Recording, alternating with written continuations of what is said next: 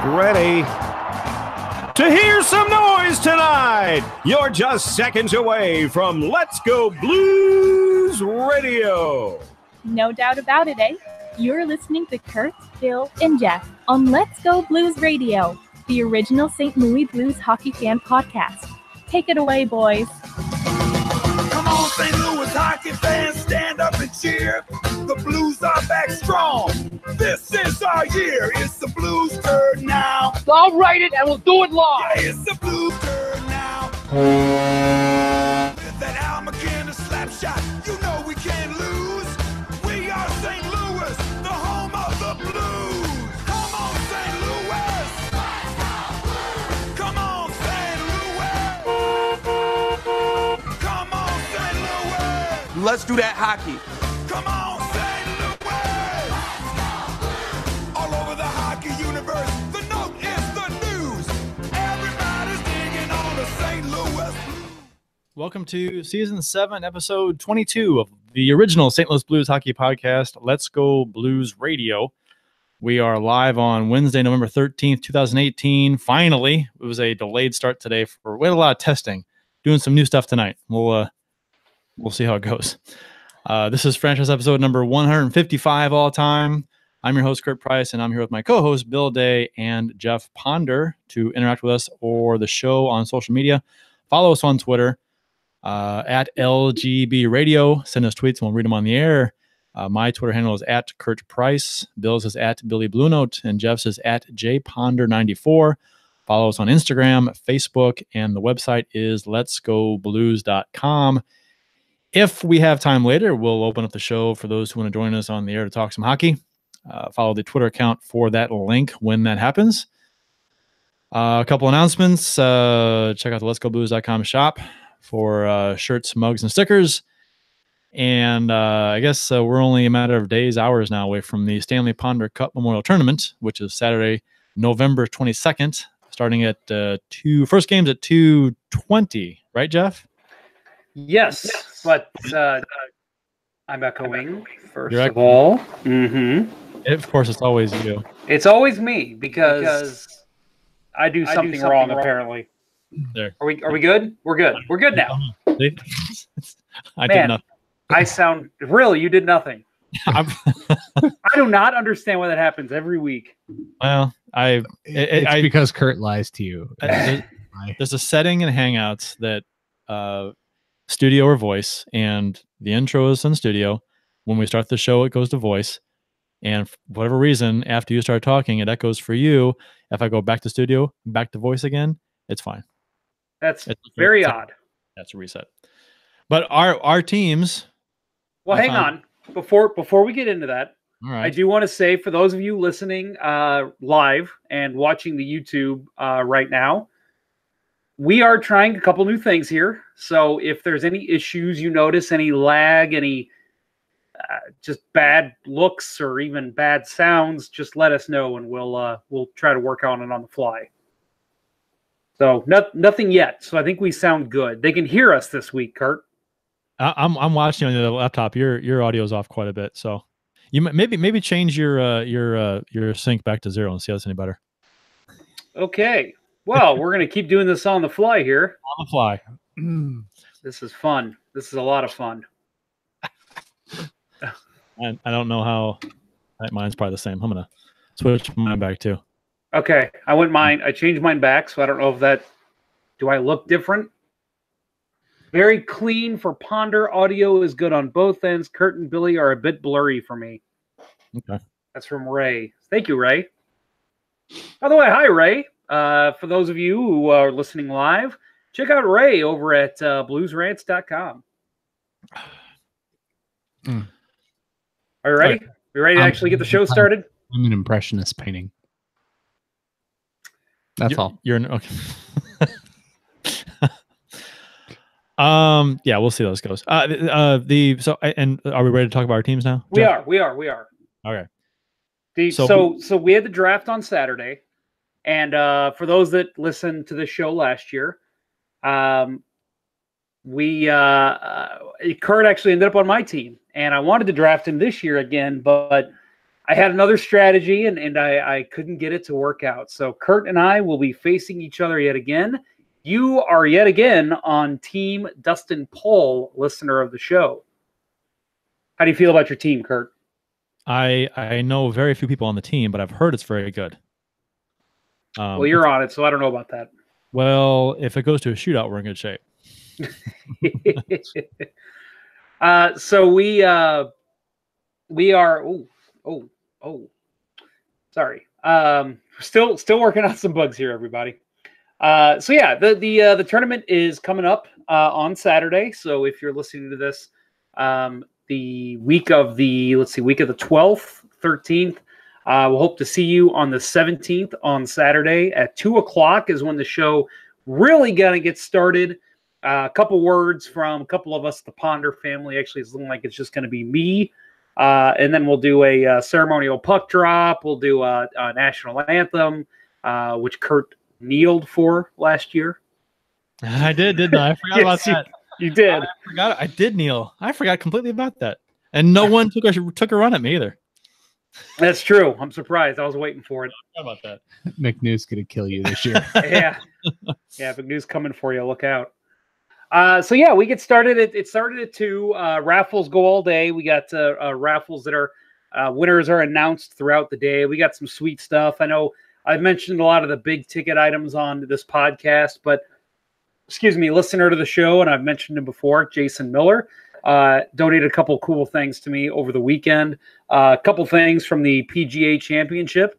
I think it was a towel and a hat, so that's pretty sweet. And then just a huge pack of liquor, the Blues vodka. I think it's the Keith, yeah, I think it's the Keith Kachuk pack from O'Fallon. So yeah, real cool. There's a lot of cool stuff in there. And then, like I said, we've got gobs of stuff. Actually, we ended up with a lot more than I thought we would, because about a month ago we were looking a little scarce. So yeah, if you want to come out 2:00. And we're going to go until 1, but the tournament ends about 10:30. And I'm seeing that Jason is now in our chat telling you that I hate you, Kurt. So that's good to know. But yeah, we're going to be going all day, all night. Starts at 2, goes till 1. So you want to come up, have a beer.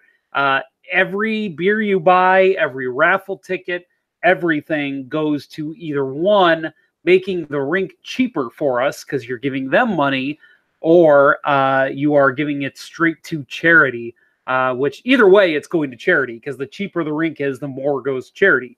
So yeah, come on out. It's going to be a great time. Looking forward to it. And Kurt, I'm playing you right off the bat. So if you want to see Battle of LGB Radio, come out for a 2:20 start. Yeah, 2:20 start. And how often you play, Jeff? What do you mean, how often do I play? How often do you play hockey? I don't know, once, twice a week. Okay. I haven't played since the last tournament. Okay, well, I better be better than you. Well, that's what I'm saying right now, is that I haven't played since last tournament. Still going to beat you. Yeah, we'll see. We'll see about that. Did we put a wager on the first game? I'm wagering blind. You know all these guys. I don't. But you got a good team. I think we're pretty evenly matched. I'm not willing. I'm not going to turn down a wager. How about personal performance at the end of the tournament? As far as like points? Yeah, let's go points. Don't you play D? Yes. Hey, it's all in good fun. All right, points. I would suggest having something for the first game, mostly because that's all I'm going to be able to attend for. And I can be the arbiter. So let's make it something random. Okay. Whoever loses has to chug a gallon of milk. Oh, jeez. That's just cruel. That's a no. Yeah. If I was in high school, hey, yeah, college. We'll think of something. We'll come up with something. We'll tweet it out. But yeah, there'll be a wager on the first game. Then Bill can even just decide who played better, and can say that person wins. Yeah. Yeah. I will be there again, not playing. I'll be collecting autographs before the first game. Collecting autographs from the players, or you'll be signing autographs? No, I'll be getting autographs from the players. Oh, I'm just. It's gonna be a lot of fun. I'm just looking forward to a nice casual skate around Jeff Ponder, and yeah. yeah. Ah, We'll I see. remember the last time I took like 6 months off and skated for 5 minutes. How bad my back hurt. Yeah. Yeah. Well, I'm. It's not like I'm not. I'm very active. I just haven't played hockey. I'm not You worried haven't about. used those muscles. Right. I know. I'm not worried so much about my endurance. I'm not worried about that. I'm with my hands. I'm worried about the hands because the hands take a while to come back.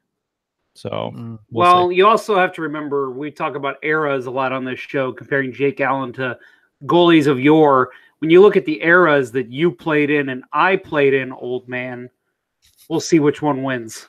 Oh, wow. All right, then. Why don't we go cumulative point totals for all the Ponder tournaments put together? I don't want to do that one. That sounds awful. I was second in scoring one of them. Yeah, you are. You are. On my team. I think you did pretty good on my team last year. I think you had a couple goals. I had a handful of points last year. But it's a good time for those that haven't come out. We're actually, from what I can tell, the people on Facebook, the people on Twitter who said they're coming, we're looking at a record number of turnouts here for us, which is 3 people. No, I'm kidding. Which is a lot of families of the players come, which is always a lot of fun because everyone kind of has their own little cheering section. It's just again, I mean, I know that it's my tournament, so I'm not going to say it's awful, even if it was. But I have a great time every year. Everyone does. So yeah, if you're not doing anything Saturday night, again, the Blues are playing the Sharks Saturday night in California. The game will be on all the TVs. So if you're afraid you're going to miss the Blues game, don't worry about it. We will make sure it is playing. And yeah, it's a good time. And I do want to throw one more thing out for all the listeners out there.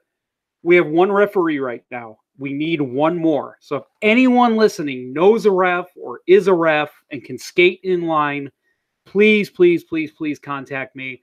jponder94@gmail.com. We are paying, and I consider it to be a pretty high price that we're actually paying. So you will be compensated.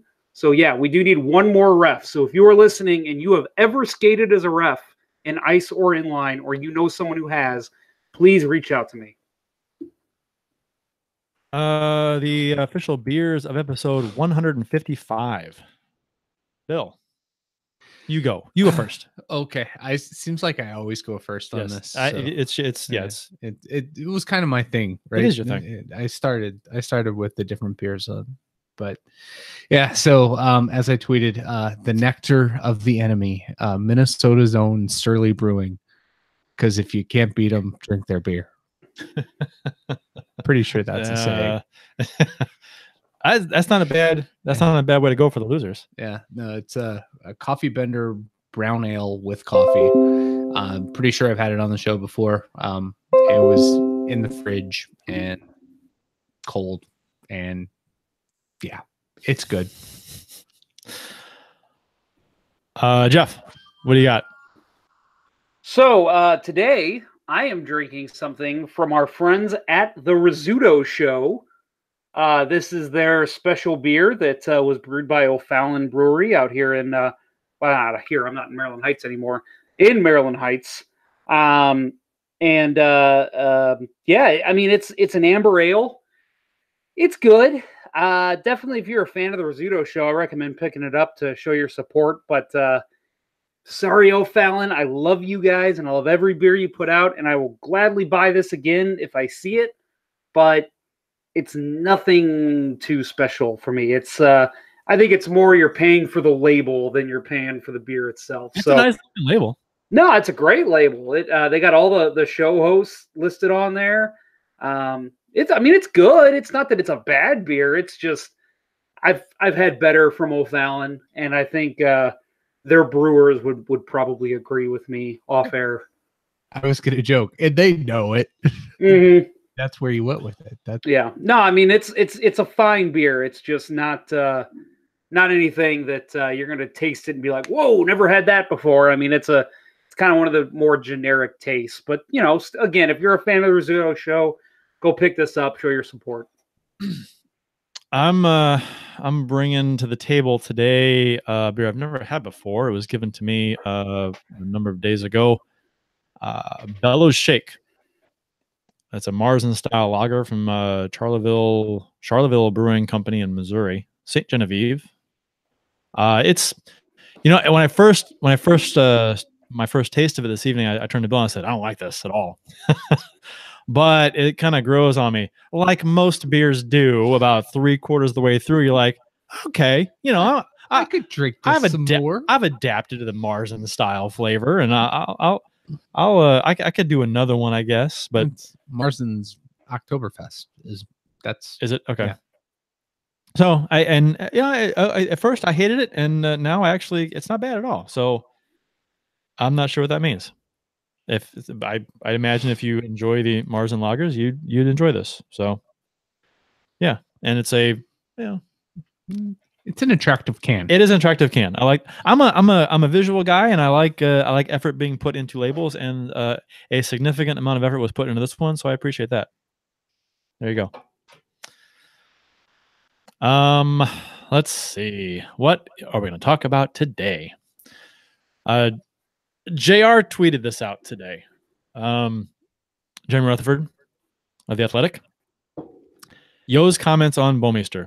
I want to get your guys' feedback on this, and anybody in the YouTube chat that wants to kind of give their 2 cents on this. I know this was talked about online too today, but Yo said, it's not fair to expect him, Bouwmeester, a guy that's played for Team Canada, won Olympic gold medals.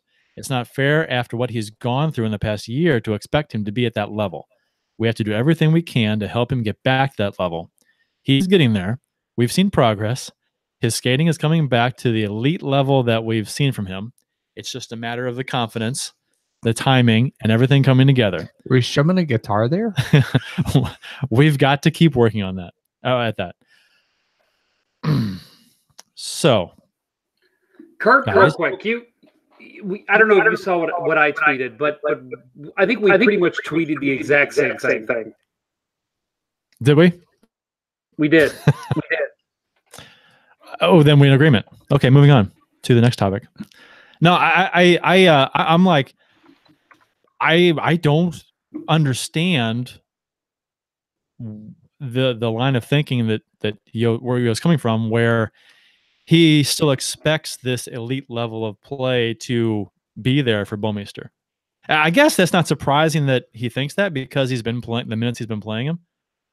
But to be honest, I mean, I don't know what we've talked about this to death. Right. I'm almost at a loss of words now. I can't. I don't understand this at all. He's 35 years old. He's not going to be that 26, 27, 28-year-old guy anymore. He's not. His age catches up with you, and it has really caught up with Bouwmeester. It's injuries, age, whatever. When you're struggling as bad as the Blues are, you can't give him the leeway to find that, to search for that. He's done. Look at the fucking record with Bouwmeester in the lineup versus Bouwmeester not in the lineup. That is the beginning and the end of the story. And if Mike Yeo thinks differently, and this is another point that we all agree on, he should have been fucking fired 2 weeks ago. Yeah. And real quick, we have talked about this in nauseum about how just awful Bouwmeester looks on the ice. And again, this is kind of what you tweeted and I tweeted. I don't know what is with this dinosaur logic that some coaches have that, well, you know, this player, he used to be elite. We're going to get him back to elite. That doesn't happen without steroids or something that is illegal in the NHL. Jay Bouwmeester of 2010 is not going to, it's not going to be the same Jay Bouwmeester in 2018. And you're never going to get back to that level. Yeah, maybe he gains a step back after, a couple rehabs or surgeries or, to where he's an average defenseman. But at this age, he's not getting back to that level. It's not happening. And for Mike Yeo to have this archaic belief that, oh, he's a veteran, he's going to get back to it. It's blasphemous. It's erroneous. On both counts. On both counts. I think the vast majority of Blues Nation, Blues social media, is on board. And there are a few things that, and we talked about this last week. There are a few things that Blues Nation do near 100% agree on, but the two things tend to be lately getting rid of Yo and trying to get Quenneville and Bouwmeester's play. Yeah. And you know, when 98% of your fan base is on board with something, there's substance there. There's not that many people are not going to be wrong about this kind of a thing. It's not a thing where it's like split 50-50 and there's a lot of supporters for Bouwmeester, a lot of supporters for Yo. I haven't seen one supporter for Yo. I have not seen a single person online support Yo saying, no, Yo's a good guy. We need to keep him on board. I've not seen the positive support that Yo gets, that some players get from some people, but at all. So the thing that again, you read through his whole tweet, the very beginning, to expect him, Bouwmeester, a guy that's played for Team Canada, won Olympic gold medals. That's not the same guy. You're talking about a completely different player. You look at a guy like Jeremy Roenick or Mike Modano. At the end of their careers, they were checking line forwards. They were not elite scorers at their. I mean, you look at Jeremy Roenick. He made a great living the last 3 or 4 years of his career playing on a third, fourth line role, which was fine. You know, he just wasn't that quick skating, just mind-numbingly annoying. Yeah.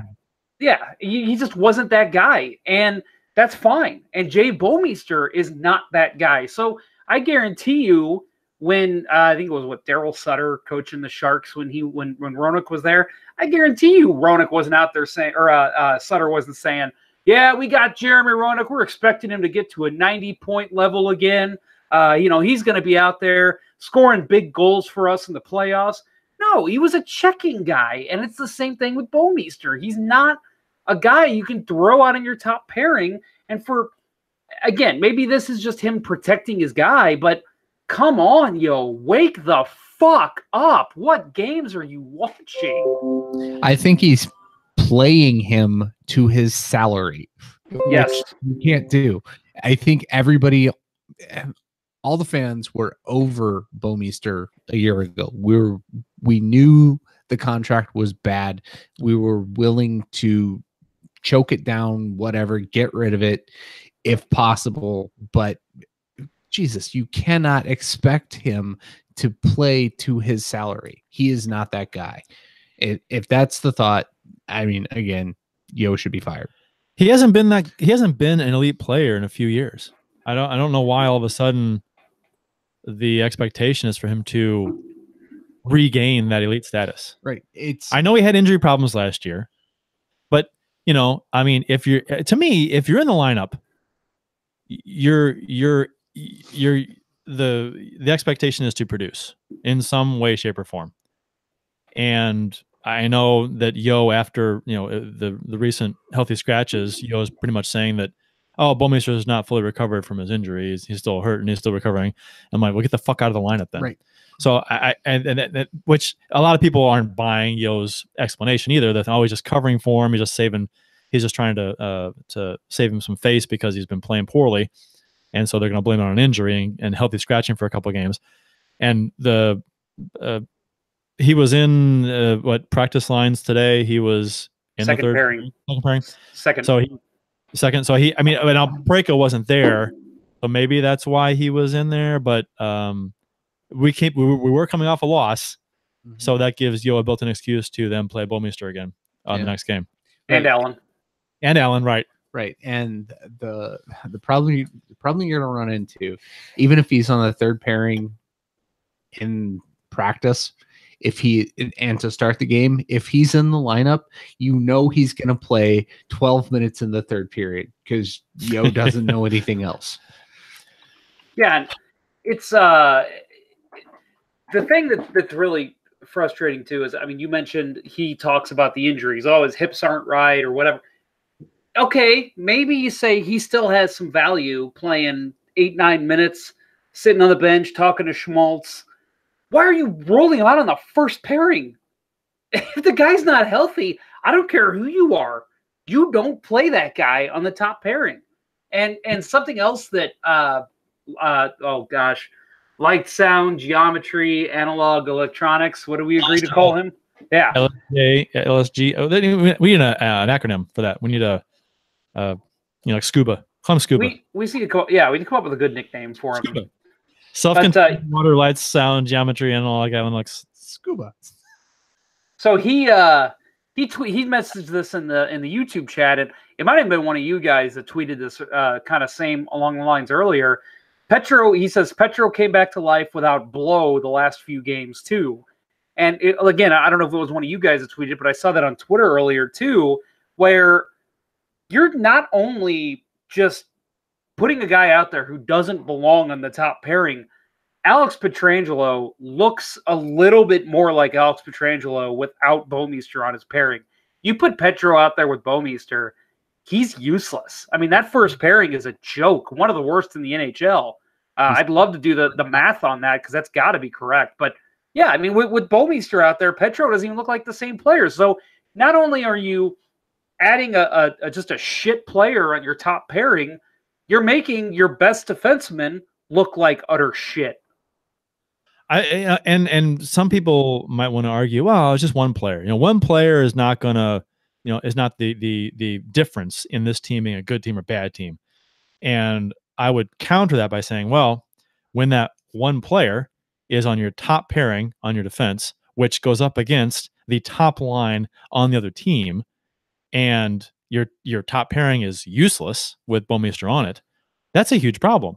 That you're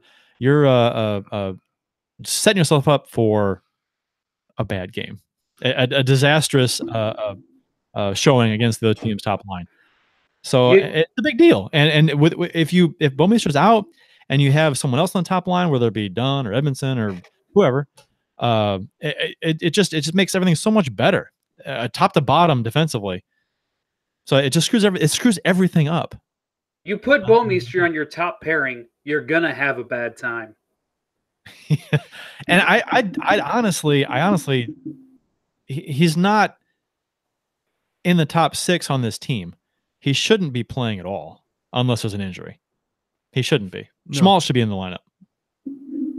I mean, he's had some hiccups, but not as many as Bouwmeester, and not as many as Parayko. I mean, yeah, Jesus. True. That's true. Parayko's had his issues too. Parayko's cost us 2 games with his turnovers late in the third period, just bad decision making. Yeah, but Parayko brings a lot to the table otherwise too. Right. So I mean, he has had hiccups, but when we talked about him, but he also has an upside. He's not. There's no upside to Bouwmeester. Right. He's not an anchor, an albatross, whatever metaphor you want to use. Right. So there's that, and so Blue social media was kind of outraged today, which rightfully so. And we're not alone. We're not like on an island with these comments. This is kind of like what everyone's saying. We're not outraged, and again, everybody is joined at the hip on this one. Right. Thank God. Blues Nation unite. Yes, but like Mr. Blues had tweeted, everybody's united on this. Want to talk goaltending? Yeah, you're right. Exactly. Oh man. I actually enjoy the goaltending conversations because there is the two factions. So I enjoy the back and forth. That's fun. Yes. So blue power, right? I don't know. Yeah. So on the was the 9th, the Blues 4, Sharks 0, which, for those of you unaware, because of the Blues win in this one, we won a bet with our good friends over at Teal Town. Yeah. On the show last week, we made the wager. Yep. Yeah, they were on the show last week, and after the fact, we through the recommendation, I think it was Ray, suggested a wager. Yes, thank you, Ray. In the YouTube chat. Yeah, thanks, Ray. That the losing team would have the corresponding podcast, which I'll associate us as a corresponding podcast for Blues and them as a corresponding podcast for the Sharks. would display the other podcast logo on their show during the entire show, the next show they did. So they do a post game show every game, so they put it up right away after the game. And initially they put up the Blues logo, but then they switched it to our logo after they discussed it and determined what we actually it didn't matter. But that was funny. But so that was fun. And so I gave them an option to, if they want to do this again, because we play them again on Saturday in San Jose. So that's fair. One in St. Louis, one in San Jose. I don't know if they're going to take us up on that again, because it'd be I'd feel bad if we beat them again and they had to put the logo on their screen again for the entire show. But they're good sports, so we appreciate it. That was fun. But we'll do it again if they want to on Saturday. And I know that if you haven't heard that show, it's a little dated now, previewing that game on Friday. But man, they know their stuff. If you have any interest in learning more about the San Jose Sharks, I recommend tuning into that show. It's about the first. We talked about 40 minutes with them. It was a while. Yeah, no, they're great, and our show, and then we had them on, and then the post game show after the Blues and Sharks last week was so listen to that, because they talked about us a little bit, and they talked about the Blues and Sharks. So it was a good listen. And if after the Blues game on Saturday, they'll do a post game show for that game too. So tune into it's Teal Town USA on Twitter. And so if you're interested in listening to a podcast at 1:30 in the morning St. Louis time, right, tune in. Yeah, no, but it's good. So they'll do a post game show, and they'll talk about the Blues and the Sharks game, and so if you want to get I always love hearing fans of other teams talk about the Blues and how that a game matched up, how that was. So it's one thing to listen to KMOX post game on the way home from the game or whatever. I like that, but you get the perspective. You have a homer's perspective, and it's kind of almost a tired narrative that you're tired of. I personally am. I'm tired of hearing all the excuse making or the fluff or I get it. But what they have to do. And Blues coverage tends to be very formulaic, no matter what you're in. You watch Fox Sports Midwest, in between periods, you're going to get Hall of Famer Bernie Federko's breakdown. After the game, you're going to get Hall of Famer Bernie Federko's breakdown. Right. And they'll go do an interview with somebody who says nothing substantive. It's nice to get especially a fan's perspective. Yes, no, exactly. And fans who usually have, oddly enough, a lot more interesting things to say. Right. Accurate things to say than a lot of the folks that you might hear on TV. So they're not towing the team line. No, they're not. And they say whatever they want to say. And they call things how they see it traditionally. And now they're going to have their bias slants too, because they're Sharks fans. But, I always love hearing the perspective of other teams' fans about games the Blues are involved in. So that's always interesting to me. I used to go on other forums when Blues would play somebody, like they play the Hawks, they play whoever. I'd go on, a popular discussion forum for that team and look at the game day thread, and just to see what they were saying about the game as it went on, or the next day or whatever. That was interesting to me. Right. That used to be a thing every day on letsgoblues.com. It's been a while since I've perused. Yeah. My apologies.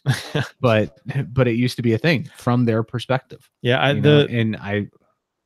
I think I always enjoyed reading that. I think the discussion forum thing doesn't get as much play nowadays. It's more stuff has really gone on social media, as far as like Twitter, Facebook groups, Twitter followers, Facebook groups too.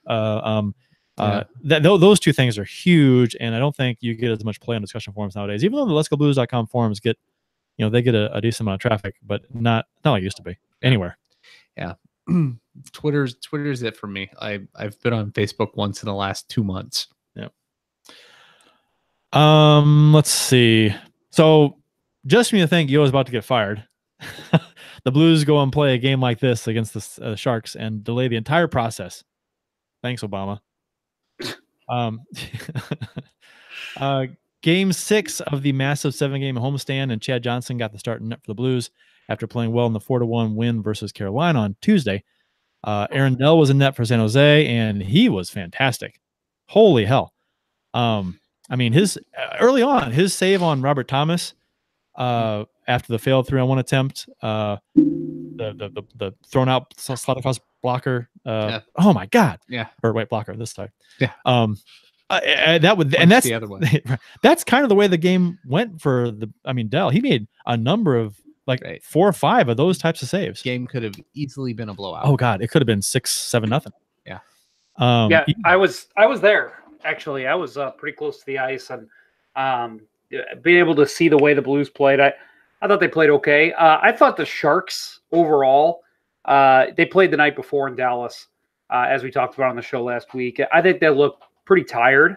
They had Aaron Dell, and like you guys said, Dell played great. I thought he played really well. He kind of kept the Sharks in it, but just a nice little win for the Blues. They needed that, and again, delaying Mike Yo's firing. We all know it's coming at some point this season. Just win, right?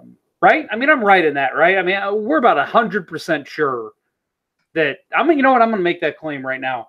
If Mike Yo is not fired by the end of the season, Doug Armstrong is out on his ass. End of this, I thought you were gonna say like December. Yeah, I would say probably by the new year.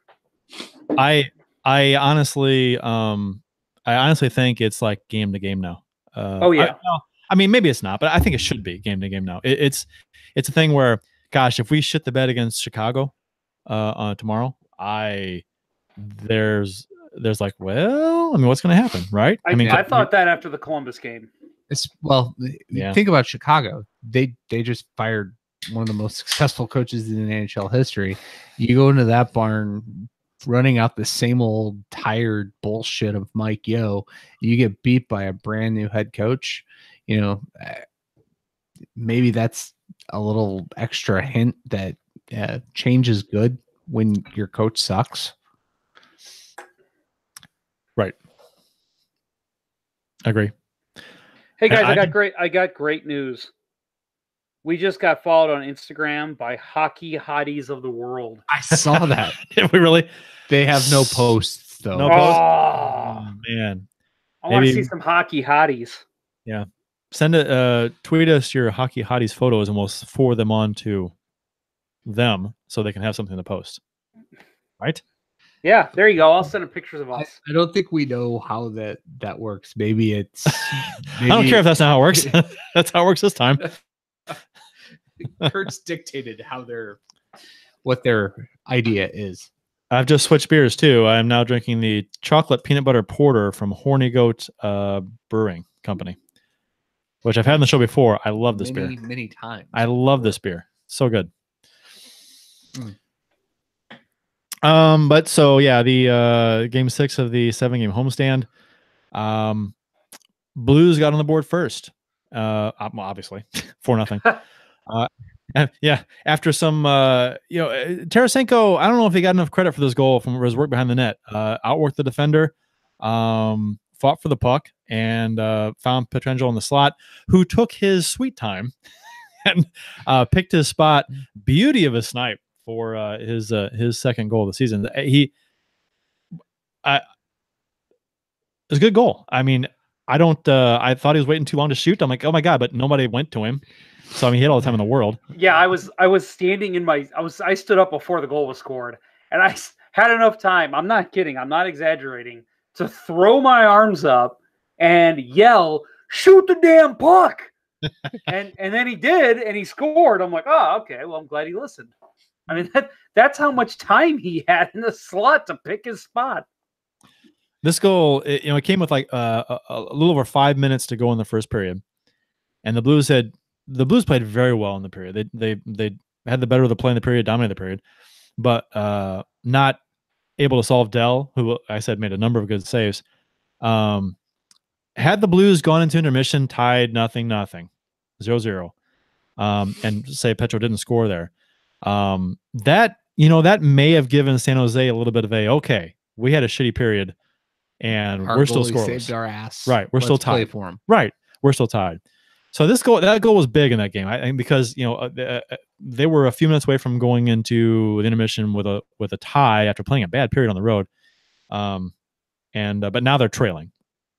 So that could have played into how the second period went. Blues added their first goal in the second period, O'Reilly kept his point streak going at 9 games, netting his 8th of the season. More good work by Tarasenko, might I add, working the puck to the front from behind the net. What's with Tarasenko's work behind the net, by the way? He found scored a free to Schwartz, who found O'Reilly at the side of the net. Basically had an open net that Dell damn near made the save on. Yeah. Which, I mean, he reaches across that glove and it went off the, what do you call that piece between the thumb and the wrist part, the flat part? The leather. Not the cheater. Not the cheater, but the whatever it was. It seemed like it went off that. The epidermis. It's the epidermis. The hemoglobin. It went off the hemoglobin. And he damn near made the save, and that would have been a phenomenal save. So again, Dell was right there, and that was you see, Dell's played against us before. I remember having the same damn conversation about Dell, how good he was in that game, but the Blues won. Right. Remember that? This was last season, maybe. Yeah. So I remember everything you say, Kurt. So thank you. Yeah. I mean, it's always worth listening when you talk. And think about Dell. I mean, he's a little undersized too, right, Bill? Isn't he like 5'9"? No, he his official listing, I think, is 6 foot, but against the rest of the league now he looks tiny. Right. Well, they said the same thing about Chris Mason. Chris Mason wasn't 6'1". Right. He is definitely an undersized goalie, but I don't know. I guess he's athletic. He's very athletic. And thank God I don't remember hearing it, but I'm surprised I didn't hear the little guy with gumption. Oh God. Why do I hate that now? It's just used too much. I don't know.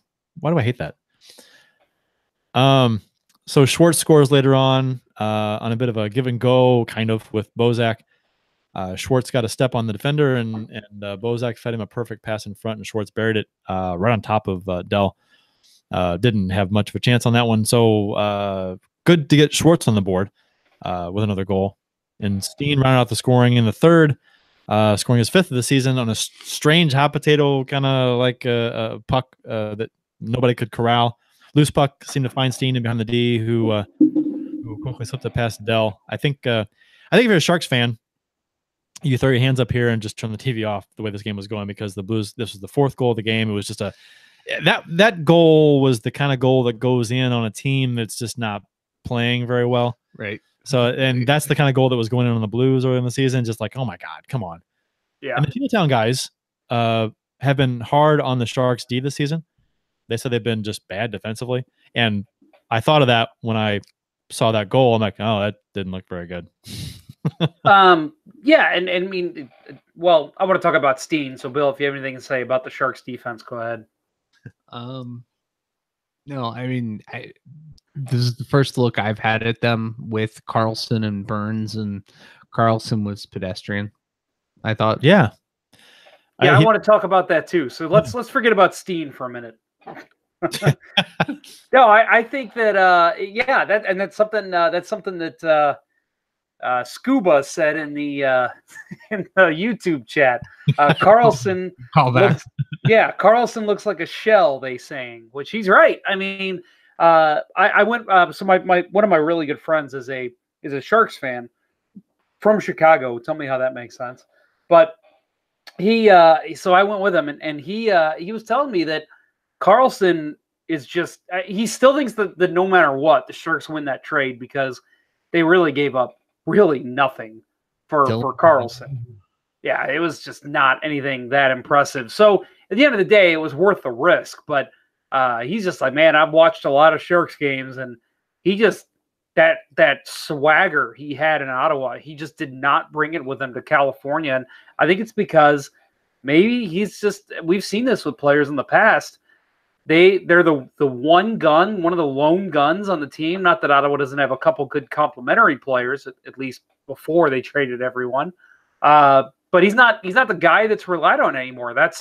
You got Burns, you got Couture, you got Hurdle, Timo Meyer's having a great year. He's not the guy that's relied on to carry the offense anymore. So he just looks, like Bill said, very pedestrian out there. And it's kind of shocking when you see the way he used to just light up the Eastern Conference every season. Chris from the Teal Town webcast actually just tweeted out 2 minutes ago, said, did the Sharks trade their team defense to Nashville? So again, he's knocking the Sharks D, and I guess Nashville had a good night. I didn't check the scores defensively. Well, we talked about the lack of goal scoring from that defense last week. It's Burns and Justin Braun. I think are the only ones that have scored a goal for them. I could be wrong on that, but I know going into that game, there was only 2 defensemen that had scored a goal for the Sharks. You look at that defense and you say, yeah, Burns obviously, but then you got Carlson, Braun who can shoot the puck. They got Vlasic had a great offensive year last year. They just have not looked impressive this year. And maybe it's just a slow start situation, but right now, if I'm a Sharks fan, I'm worried. Johnson was good in this game. Chad Johnson, Blues goalie. He made the save. I mean, he didn't have a ton of chances where he, had to make some great saves. Right. But he wasn't challenged like Aaron Dell was at the other end. But he made saves. Right. He made the saves he was supposed to. Made a couple of nice ones. And he did his job in this game. Yes. It was refreshing as a Blues fan to see a goalie make the saves. It was refreshing to see a goalie make the saves after the defense didn't make the perfect play in front of him. Right. Yeah, I mean, was that last week? We talked about the Petro turnover that led to a goal 30 seconds later, and all of a sudden it's, oh yeah, that was Petro's fault, not Allen's. Doesn't matter what Allen does on that play. No, yeah, I can't pinpoint one specific moment, but I'm sure there were times when the Blues defense looked poor, but Johnson made the save, and at the end of the day, that's all you can ask from your goalie. Yeah, no, and we, I think the social media, we had a conversation just yesterday about this. There are mistakes made during hockey games all the time. It's just a matter of how many you can keep out of your net. Come see one of my games. Yeah, which we'll talk about. Yeah. Come see us play on Saturday. You'll see plenty of mistakes. Yeah, you'll see a lot of forced errors by when they play our team. Yeah. See, I talk all this shit now, and we're gonna lose like 8-0. I talk shit like, "Oh yeah, I've been playing for years." Yeah. Oh yeah, that's right. I never learned how to skate or shoot. I'm a natural. I'm prodigy. So after that game, hang on a second. Yeah, okay. I brought up earlier. I want to talk about Steen. Oh, I thought you said about Steen. Yeah. So we talked. That's Steen. We talked earlier about, and I know that Steen's kind of a in front of the firing squad right now in terms of Blues fans, and we've kind of defended him on this show a little bit. Definitely not worth the contract, but I think this season and even towards the latter end of last season, we talked about Bouwmeester and I made the comparison to Roenick and Modano at the end of their careers. Steen doesn't have that lightning speed anymore. He doesn't have the ability to just fly up the neutral zone and create a play. But I feel like what he's doing now is he's setting himself up really well in the offensive zone. When you watch him play, he's hitting the boards for passes when he needs to. He's positioning himself in the face-off circles for either a shot or a pass in front or a slide back to the D. I think he's always kind of done that, but it's more noticeable to me now. And I feel like he is, you always hear about the work ethic in a guy like him. And I feel like, say what you want about him, he's still trying to remain relevant in the NHL, and he's still doing what he can to lead the Blues and be a veteran presence out there. And I've actually been impressed with his game this year. I don't have any love lost for Alexander Steen. I think that for what he can bring to the team and what he can do at his age, he's doing everything he can. Yeah, he's not going to live up to that contract, but I think he's doing a good enough job and doing everything he can as a third line winger. On the 11th, which was on a Sunday afternoon game. I hate Sunday afternoon games. if you're gonna play a Sunday game, make it at night. I don't know. The whole daytime thing. I get Veterans Day. I get it, but make it a night game because there's football on the day. Not that I'm a big football fan or anything, but there's just I don't know. I actually forgot the game was going on. I knew it was starting at 2. I knew that, but time got away from me during the day, and I just didn't realize it was 2 o'clock. And all of a sudden, I checked my phone, and Mr. Blues Hat tweeted something out, and he said something like "Game on." I'm like, "Oh shit, it's 2:00. It's like 2:09." And so I turned the TV on, and I'd missed like a minute and a half. I'm like, "Oh, good, I didn't miss too much." But fuck. Yeah, I saw your tweet. I didn't miss the start of the game. I had pretty much been on the couch since 6 in the morning, watching soccer all morning, and then the Blues game. That's a fun day. Oh yeah, it was the laziest Sunday I have had in a long time. I love the occasional lazy day, man. You feel guilty for a while, and then you're just like, fuck it. I needed that. I feels good. My lazy day is always when the Blues, and that's why I like Saturday afternoon games. I agree with you on the Sunday. There's just something about a Sunday afternoon game that I don't like, but when the Blues play on a Saturday afternoon at like 1 or 2 o'clock, that whole day I'm just vegging out, and I love it. I actually with a passion, I can't stand afternoon playoff games. Oh, yeah. Playoff games, I agree. I hate them. It's just 100%. like, oh, come on. Yeah, they never seem to work out. For one, we do not have a very good organizational record for success on weekend afternoon games, and yeah, it just you have the rest of the night to stew about it or get drunk about it. Hockey's a night game. Hockey's a nighttime sport. Yeah, I will say when they have the when the teams are like when there's a beat, like a team wins the series in an afternoon, it just feels weird. It feels weird to see a series end at like 4 o'clock on a Saturday. So on the 11th, the Blues played the Wild, and did they though? Well, they were. Chad Johnson got the start, his 3rd in a row, due to his solid play and because of Allen's anything but solid play. And we now, I think, with this game officially have what the kids refer to nowadays as a goalie controversy with the start. So 3 in a row, backup's playing much better than the starter, whatever. Right. But it's a goalie controversy because we don't want one, but it's a goalie controversy that we need. He earned. Oh yeah, he earned the start. So it wasn't controversial that he started.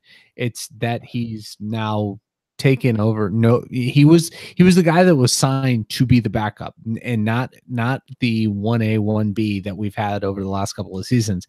He was the guy that was going to ride the pine most of the year, probably not get any back-to-back starts if the season goes well.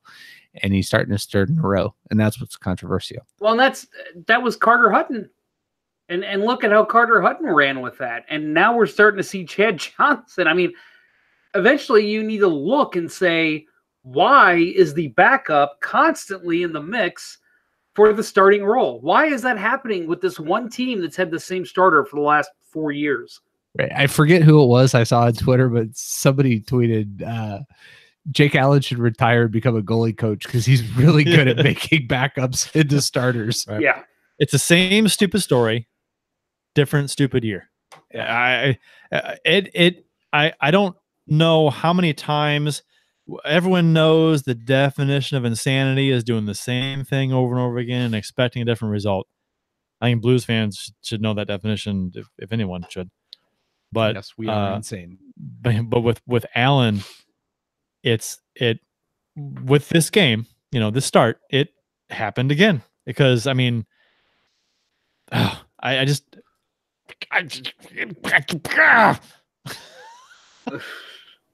that sums it up for me. Are you guys okay? Yes or no? Are you guys confident with Allen and net? Answer no. No. Are you guys more confident with Johnson and net? Yes. Right now, yes. Now imagine how the team feels. Right. I mean, the team. How does the team feel? I mean, the team has to be in the same boat. So if Allen gets to start tomorrow against the Hawks, against a division rival, and Allen gets a net, Who knows how it's going to go? That's the thing. That's Do that to him.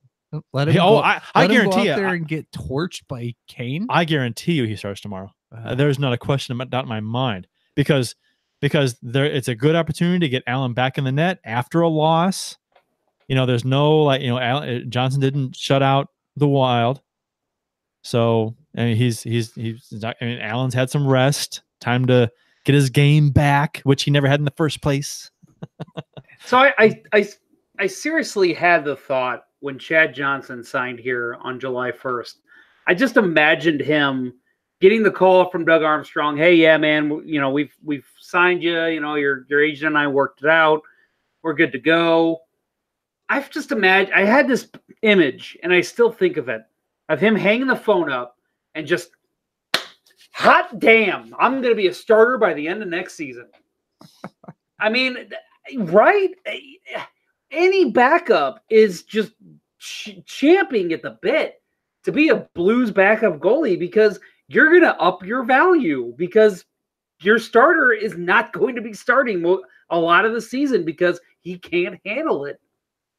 Allen's going to start tomorrow, and Bouwmeester gets back in the lineup. I guarantee you. Yeah. Lose 9-2. It's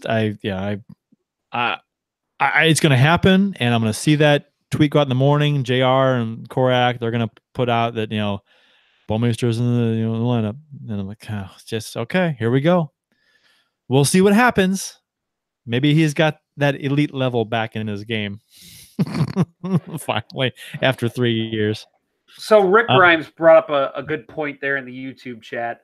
He says, Allen sucks, but in his defense, Johnson had 3 straight starts without J-Bo. And that is actually, that's a fair point. It's a right. And it's a combination. But that's a good point too, that he made, Rick Grimes, which I hate your series now, by the way. Because you're dead. Spoiler alert. It sucks now. It sucked for the past couple of years. But anyway, so what Yo should do is he should start Johnson with Bouwmeester in the lineup. Allen's probably like, come on, Yo, you put Bouwmeester in the lineup when I'm playing. Don't put him when Johnson's playing. So you're saying science experiment? Science experiment. Well, why the fuck not? Yo seems to be doing all kinds of other shit out there. But you're also advocating for Jay Bouwmeester to be in the lineup. I'm not advocating. I'm just saying this is what Yo should do. I think you should advocate the opposite. Start Allen tomorrow, which I'm not a fan of, but don't play Bouwmeester. Right. No, I guess. Yes, fine to do that. But I think I get where you're going with that. That Yo is more likely to do the latter or the former. I think because we lost. Sorry. Even though it was a winnable game, I think because we lost, he's going to we lost. Changes. Yep. Lots of changes. We'll get some folks back in the lineup that haven't played in a while. We'll get Bouwmeester in. We'll put Allen back in, which because he's the number one. Gotta give it back to him for whatever reason. Bouwmeester's a veteran. Got to give it back to him. I will. I am so confident that Bouwmeester and Allen are going to play tomorrow. So confident. Oh, I am too. I'm with you. No doubt in my mind. 100%. No, and that's that. And I mentioned earlier the archaic dinosaur thinking from coaches. It's not just Mike Yo. It's we might have looked pretty good against the Sharks and against the Wild. That means I got to bring back in my veterans and my starting goalie. Almost 31 coaches in the NHL would do that. And it's just, no, you don't have to do that. Just shuffle things up a little bit. I mean, we're going to see Maroon come back in, which is fine. He wasn't an issue on the ice, but he'll start tomorrow too. Oh yeah, which is fine. He probably should. He probably should start tomorrow. The power play sucks since he's been out. Yeah, that's true. It's not very good. He probably should start. I think he should get back in lineup, but not. And you know what? If Bouwmeester and Allen both play tomorrow and we lose and we don't look good in losing, I'm going to say this, but I mean it's just like a broken record at this point. Yo should be fired. He really should be. If the sun rises tomorrow morning Yo should be fired. You're just giving away. You're giving away points by. I mean, okay, maybe I'm wrong. Maybe we'll with Bowmeister and Allen in the lineup, we'll win tomorrow. Maybe we'll look impressive. That'd be fantastic, and like really confuse Blues Twitter. But yeah, I don't know. I'm very curious. I'm anxious to see the tweets tomorrow about who's going to be in the lineup. And then I'm really looking forward to tomorrow night's game. I am just to see how the team plays and how Bowmeister and Allen play and to see their reaction after the game and what happens. There's all kinds of things. Who knows how they're going to go? I'm just very anxious for tomorrow's game. We're getting ahead of ourselves because I want to talk more about this too. But the thing that I look at is you're coming off a homestand where you were 4-3. You don't pull out a win tomorrow, there needs to be a change.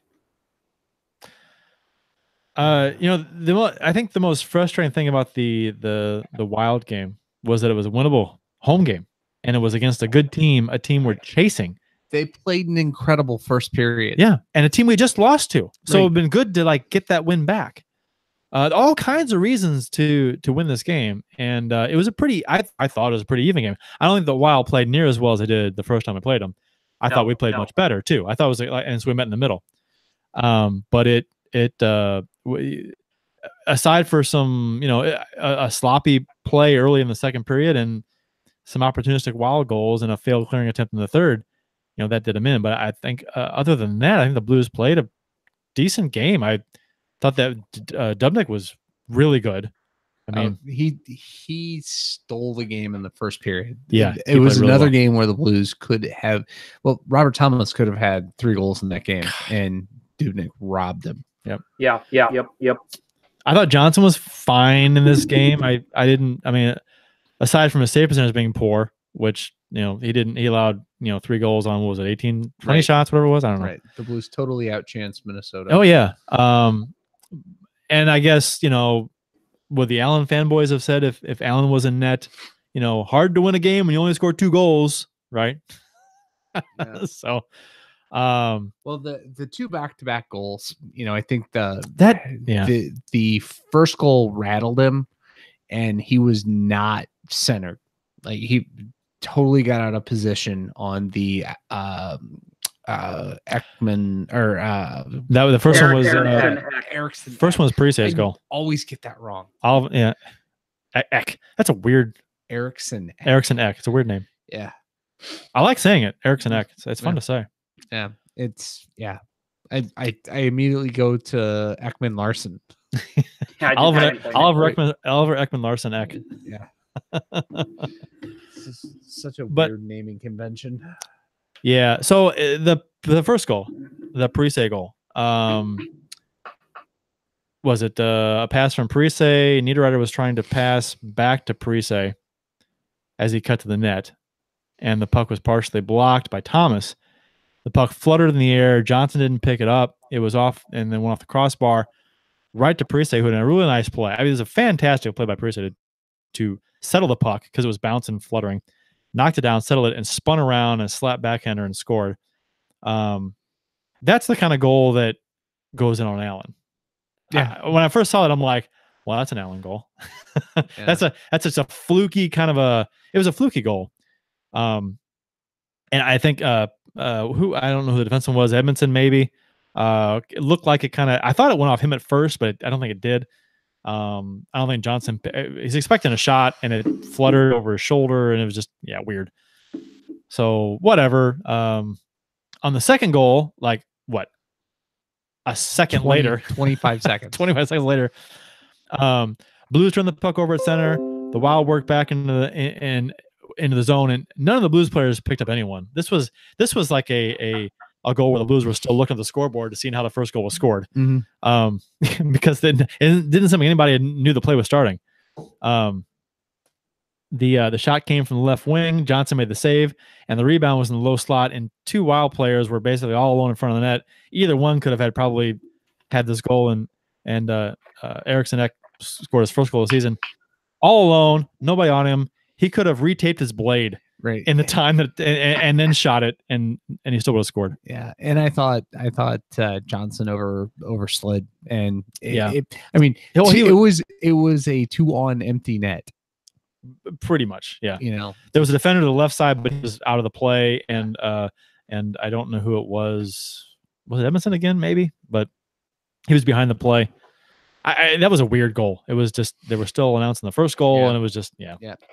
Bill, I'm glad to hear you say that because I wanted to ask you if you thought that Johnson kind of overplayed that. Yeah, I like I said, I think he was rattled. Had completely, they came down quickly, and yeah, he overreacted to the to the puck coming in and got out of position. But isn't it the goalie's thing to say, I made the save, you get the rebound? The defender. Is that a popular goalie thing to say? Hey, I made the save, rebounds on you guys. Yeah. I'm not gonna lie. I've used that line many times. I think I've heard you use that line. Yeah. So you've heard worse too. I've heard way worse from you. Yeah. So yeah, the midway through the period, the Blues did tie it after a terrific saucer pass from Schwartz to Petrangelo breaking in on the right wing, who let a BB go that beat Dubnyk's side, stick side over the pad. I thought Dubnyk's positioning was perfect. Top of the crease. He wasn't too far east or west. He was good. Petrangelo's shot just smoked him though. Mm-hmm. He couldn't react in time. So I thought that was a fantastic goal. Great setup. Nice play. Wait, what kind of shot was it from Petrangelo? A BB. A BB, and it was a one-timer? It was he settled it. He settled it first. Did he? Okay. Yeah, because the pass came from the left. If he one-timed a pass from his left and he's a righty, yeah, okay, that's impressive. Yeah. No, he settled it. I mean, he settled it and shot. It was a good transition. So it was an appropriate play on his part to settle the puck, though. Well, you try one timing. You know how it is. No, one timing. I'm saying it was appropriate this time because he was he overhandles the puck every. Oh, I know.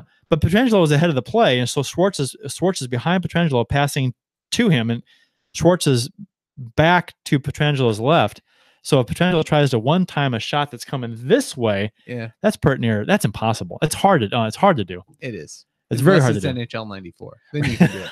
Right. Well, you hold down the shot button. You just cocked until it's ready. Right. But yeah, no, he settled the shot. I'm confusing it. I'm confusing it with other things. Okay. It was a nice. I thought it was a play where Dubnyk did absolutely everything right, and Petrangelo just smoked him, which was fun to see. So the third period, the third goal, unfortunately for Parayko, ended up being the game winner for the Wild. Parayko had the puck on his stick with an opportunity to clear, but he hesitated. He had the puck.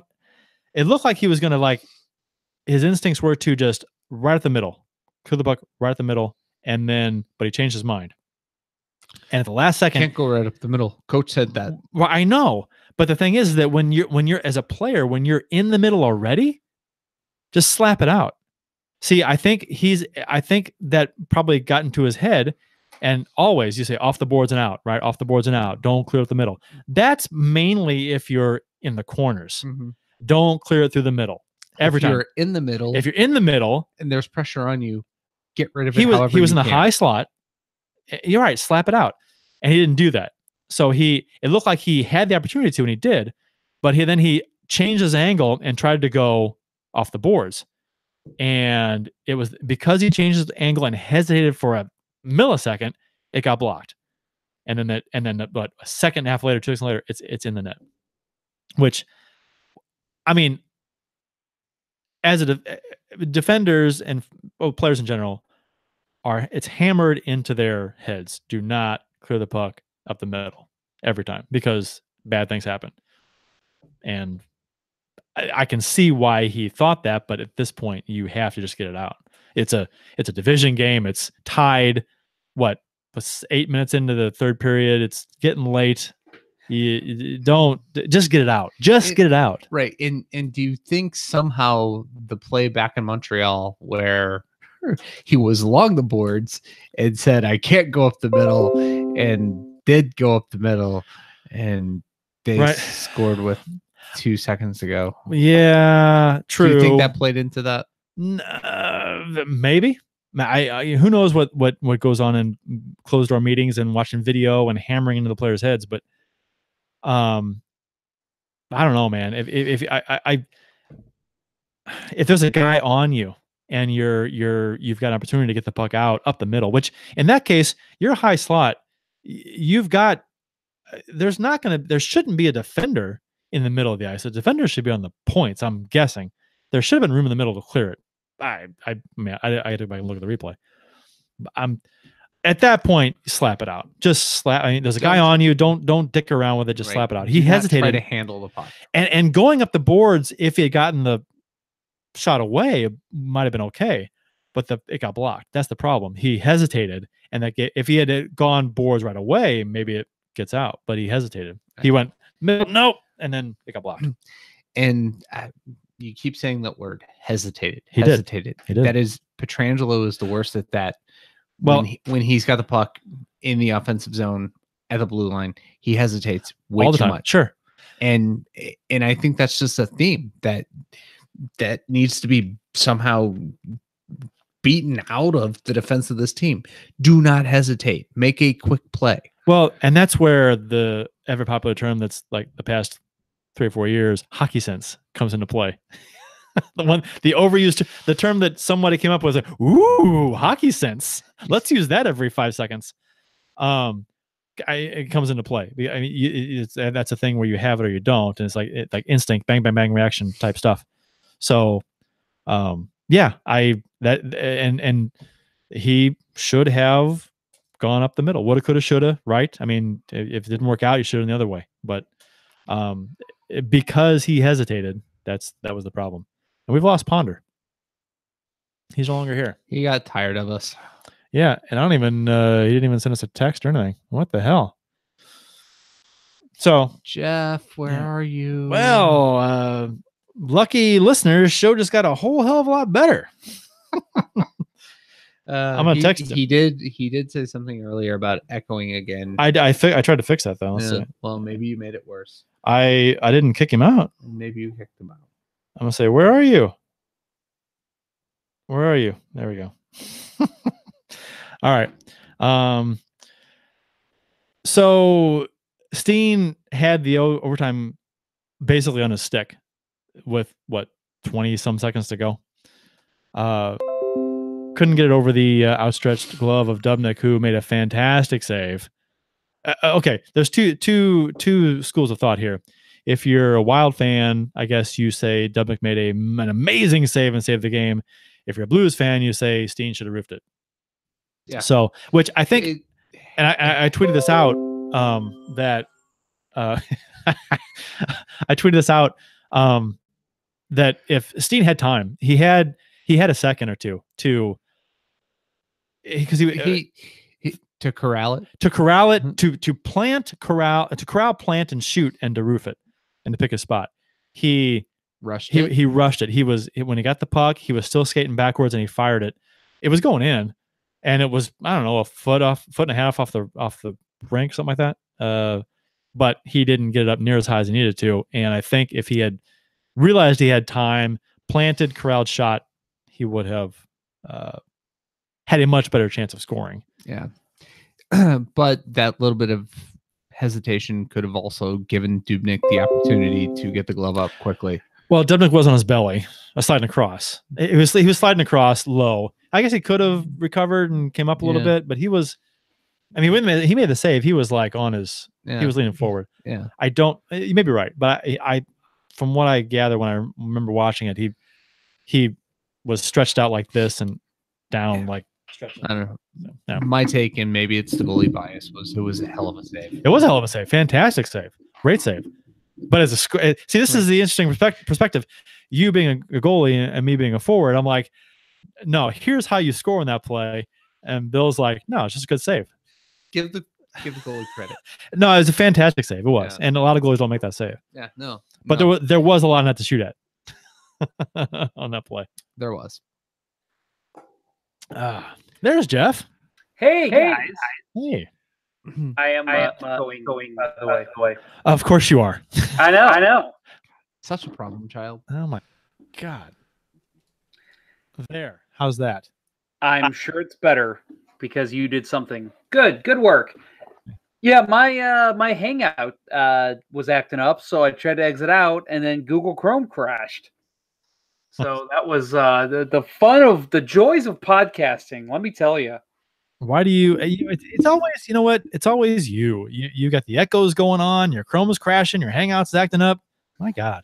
I know, man. It's ridiculous. I don't even know what to do about it. I think I'm just gonna office space my computer at some point.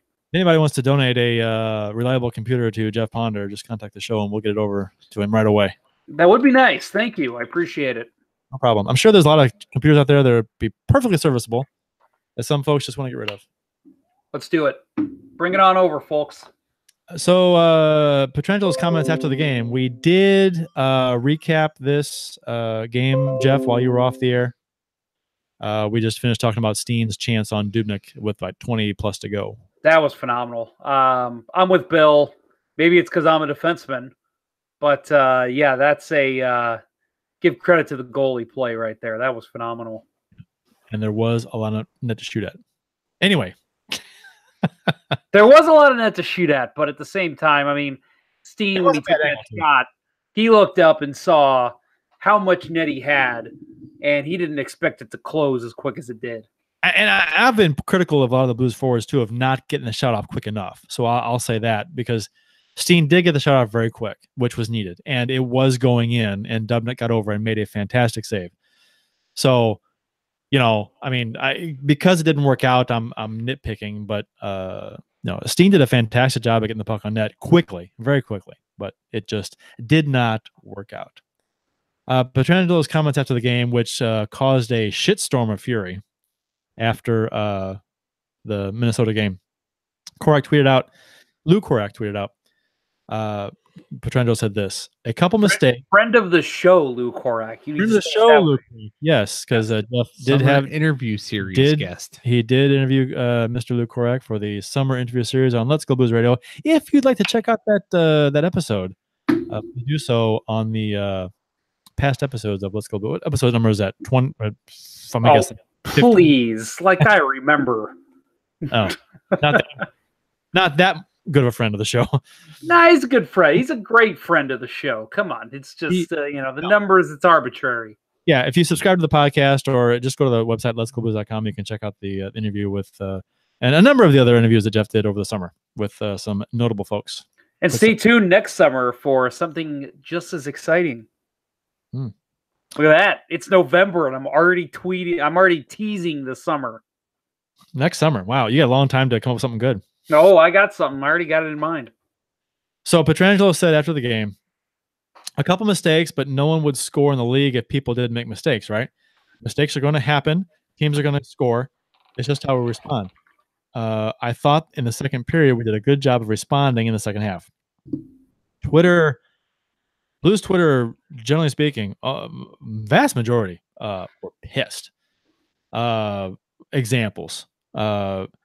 At John L8727 said, wow, what a captain. So the Blues are supposed to make mistakes so the other team can score goals, or else there wouldn't be goals scored. Man we love goals against. Not what Petro said, but okay. Noah Daves, or at Real Deal Daves 27 said, LOL, he's got a hell of a lot of business captaining this team. He doesn't give a damn. At Mike Tricky said, Jesus, I hate this guy the more and more he talks. And at RW Lang, does Petro really care about losing? He's way too ho-hum for our captain. The C has to be removed. And it goes on and on and on, that kind of thing. So I want to get your guys' feedback. I kind of generally, I'll give my take and you guys can just go crazy with this if you want. Generally speaking, I understand why people's knee-jerk reaction to this would be that. But in my take on this is that he was just he's just saying how hockey is. Hockey is a game. People don't want to say this, and this is not really talked about too much, but hockey is a game of mistakes and how people capitalize on the other team's mistakes. If every team played a perfect game, you'd have a bunch of 0-0 games going in overtime all the time. So I don't understand. I think people just don't quite understand what he was getting at. I guess they don't want that kind of an attitude from a captain, but really he's just being brutally honest about how hockey's played. And as a defenseman who makes multiple mistakes a game, I I can vouch for him there. No, to be honest, no, you're right. I didn't take any offense to that. I saw that right after it was tweeted, and excuse me, my thoughts on that were very parallel to yours. Something that a lot of people complain about, and I'm one of them, that players are just too robotic in their interviews nowadays. I mean, you hear the same lines over and over and over, and getting a little honesty out of a player, which I think is what this is, I had no problems with. I mean, we say it all the time. And again, I know I'm just a men's league player, but we say it all the time. Like, man, if we didn't make those two costly mistakes in the second period, we would have won that game. And he's saying the same thing here. They did a good job of responding. They just, couldn't pull it out there because they had a couple mistakes. I had no problem with these comments. Bill, maybe you want to be the contrarian here, but I have zero problem with what he said. I actually enjoyed his honesty in what it's like to play the game. So I'm not going to be contrarian because I do tend to agree with you, but I think the problem with it right now is just how much praise Ryan O'Reilly is getting for his passion for the game and how it shows on his face the pain after a loss like that. And you've got the two very stark differences there, with O'Reilly just, putting in so much time and effort, and maybe it's the holy shit that I just get traded to the next Buffalo.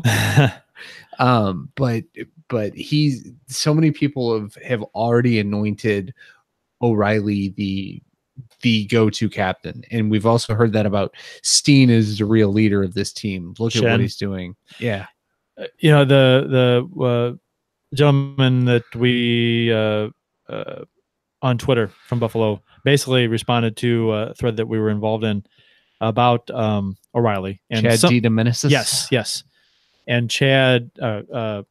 Somebody said something about giving Ryan O'Reilly a letter, assistant, captain or a captain, and he came back with just my 2 cents or something like that, saying that with my experience with O'Reilly, don't give him a letter, just let him play.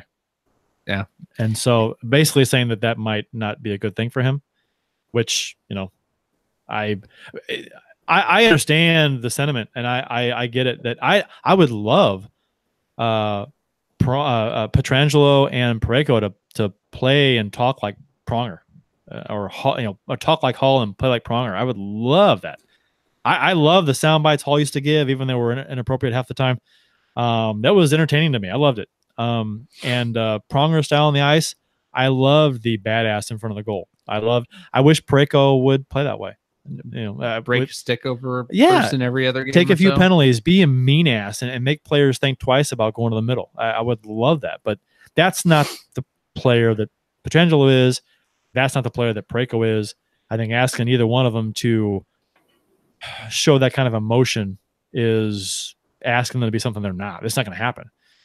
I understand wanting comments to maybe be more like O'Reilly's, but I also I heard his comments and I thought, oh, that's different. Okay, I get it. That's wow.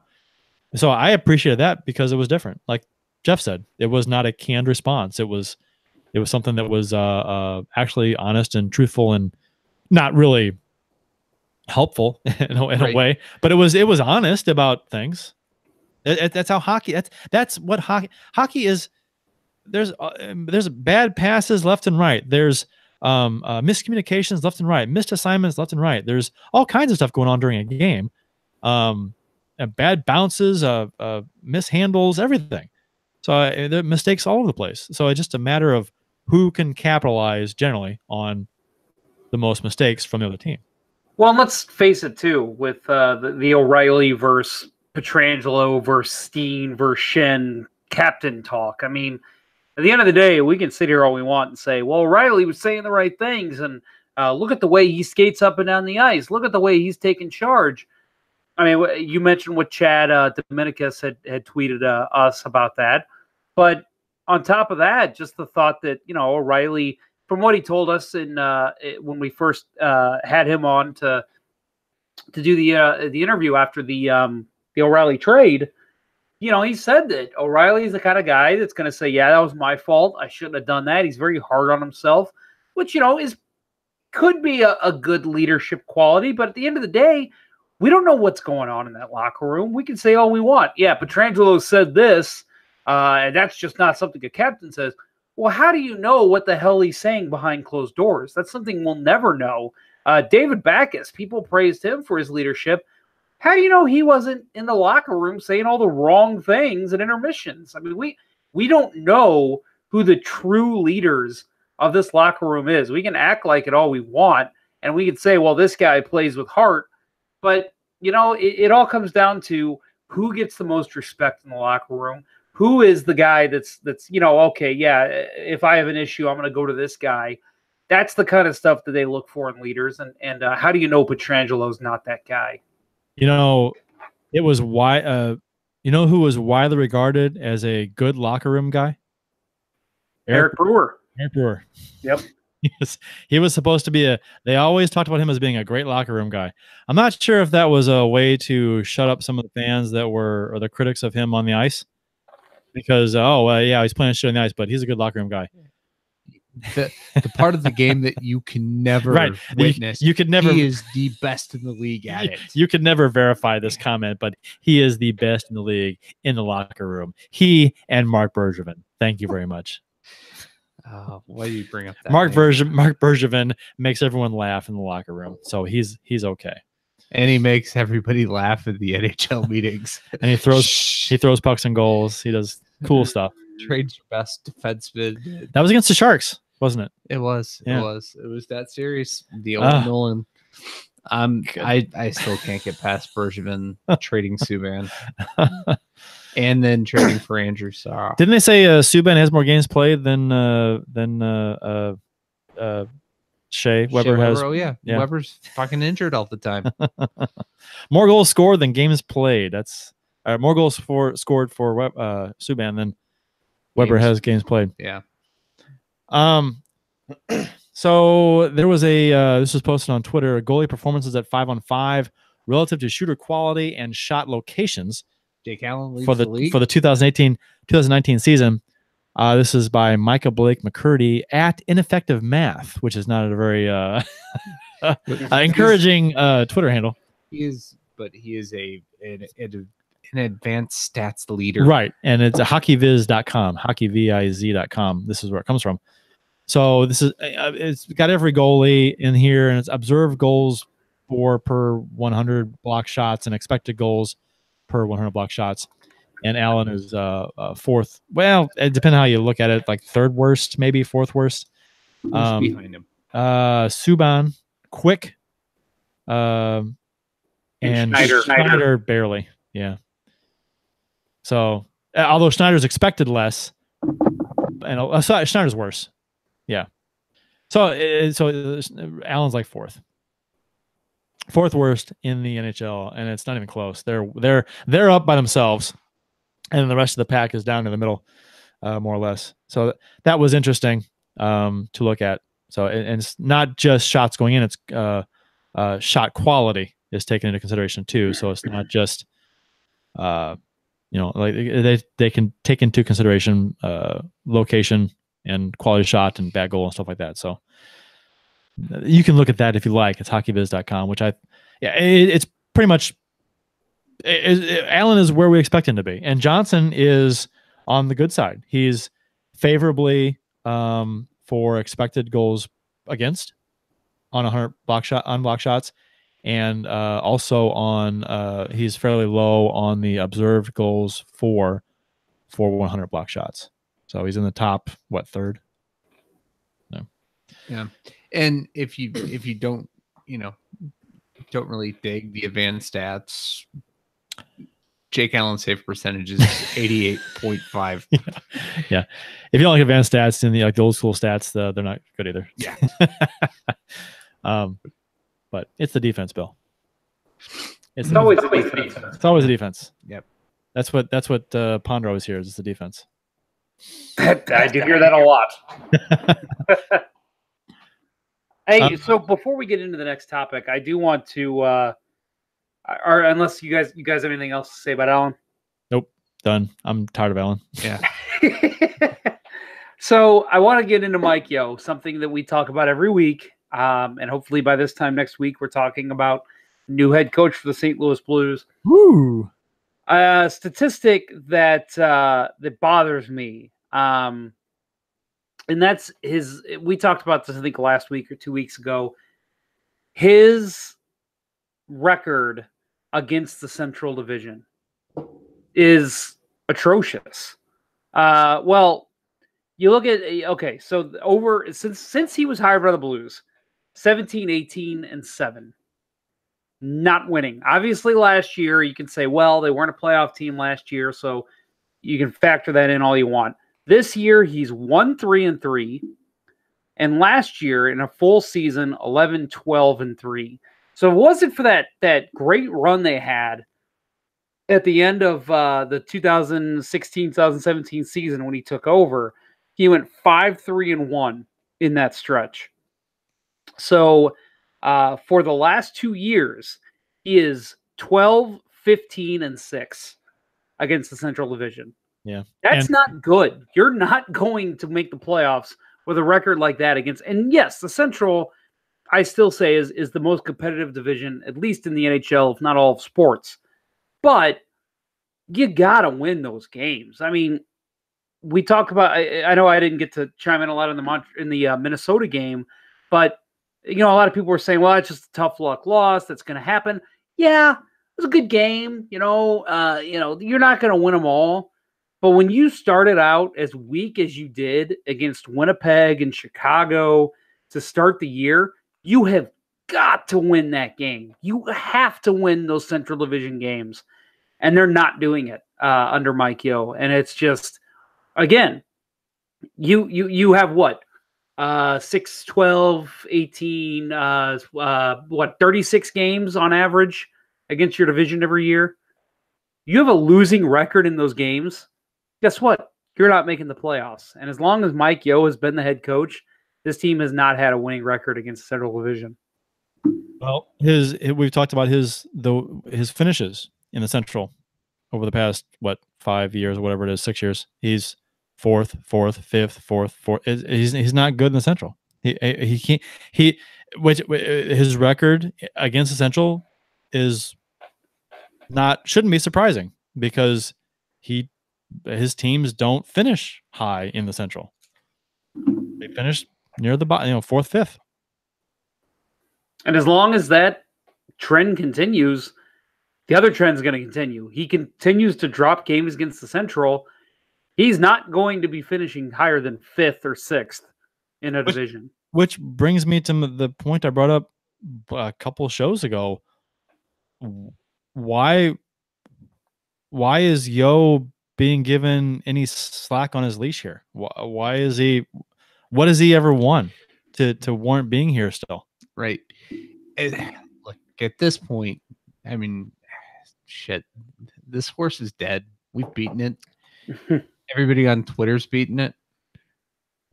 Jeff beats it all day, but all day long. I work from home, folks. Most honest man. Is that a leather chair you're sitting in? I guess a little sweaty. Yeah, it used to be all black. Anyway, those salt stains.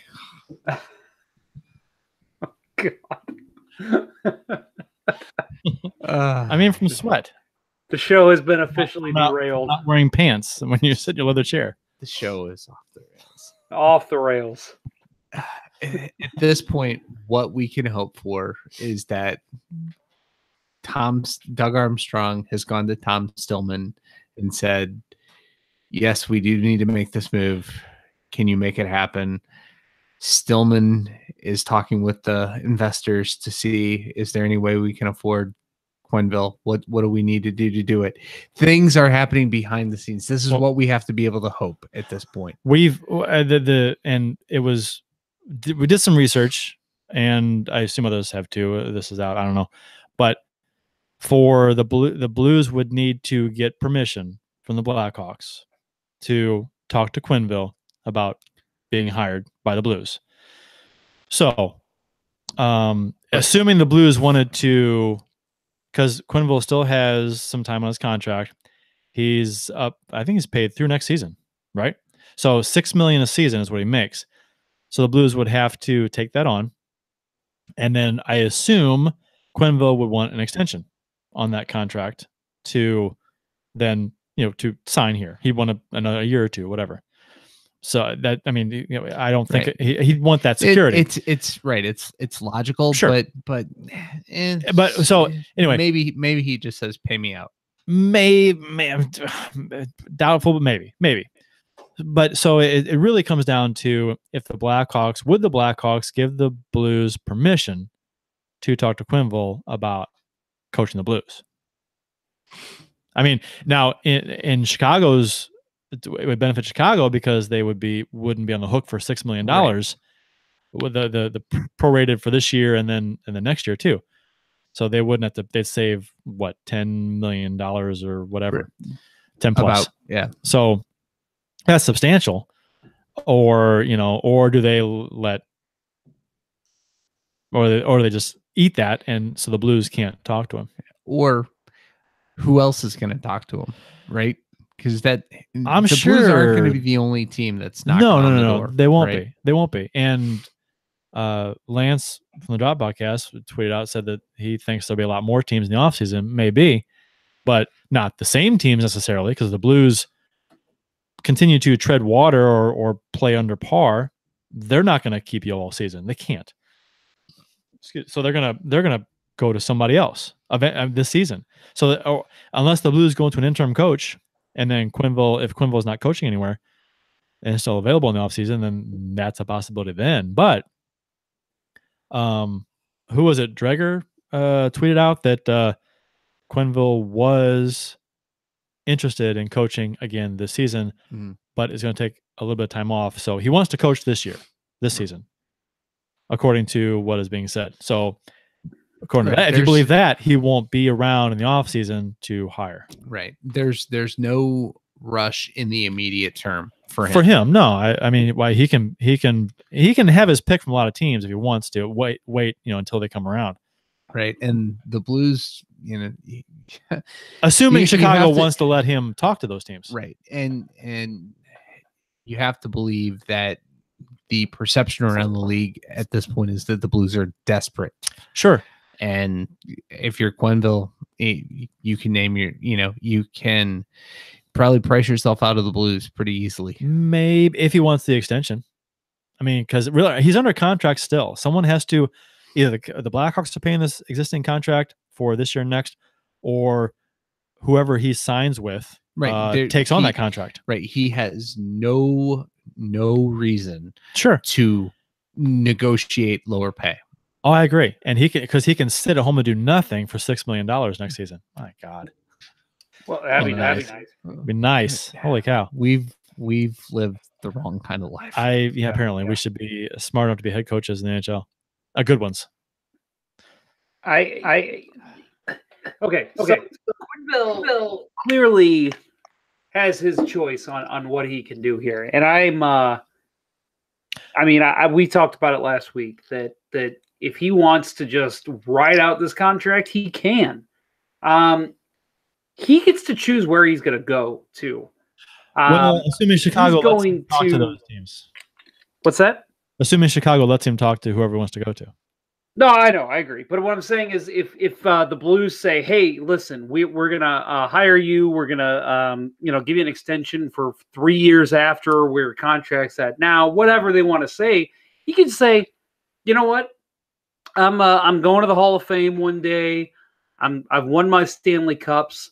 It's got to be a perfect fit for me." He might say, the St. Louis Blues are not a good fit for me. I don't want to coach that style. I look at the players in your roster. They don't fit my makeup. I don't want to work under Doug Armstrong. Whatever he says. I'm tired of having a number one goalie. Yeah. Get yourself a number one goalie first and then come talk to me. That's actually a very good point. You never know. The most important position on the ice, and the Blues are lacking. So lacking desperately. I mean, you're talking bottom of the barrel in the league. Yep. At this point, Jacob Markstrom is outplaying him, and going into the season, I said he was the weakest starting goalie in the league. But no, it really is up to Quenneville. He could easily come back and say, "I'm not going to coach this year. Next year, I want to go to a Canadian team. I want to go on the West Coast." Whatever, it's completely up to him. And that's the thing that sucks here. You're not getting a guy who's still chasing a cup. You're not getting a guy who maybe has one cup and is like, "I want one more." I mean, Quenneville has 3 Stanley Cups. And again, I know every coach wants to win again. You get that one win and you want to do it again and again and again. But at the end of the day, Quenneville can say, "You know what? I want to go coach Connor McDavid." And the Blues are just going to have to say, "Okay, well then we got to go another route." And you just have to hope that he wants to come here. And if you were a head coach, Jeff, and you had a chance to win a Stanley Cup in a city, and it would be their first Stanley Cup, that would be very intriguing to me. That would be something special. Ask Barry Trotz. Right. Exactly. I think, and the fact that he coached her before and couldn't get it done. There's a probably a pretty good possibility that Quenneville feels that there's unfinished business here. Maybe. I would think so. And it's easy for us to sit here and say, yeah, I would want to coach a team in a city that's never won a cup and lead them. That it's easy for us to say that because we live in St. Louis. We're Blues fans. But I think it's a legitimate thing. I think you're right. Like with the coach of the head coach of the Cubs, the manager. That's a cool thing. I mean, they've won one before, but it's been like 100 and forever years.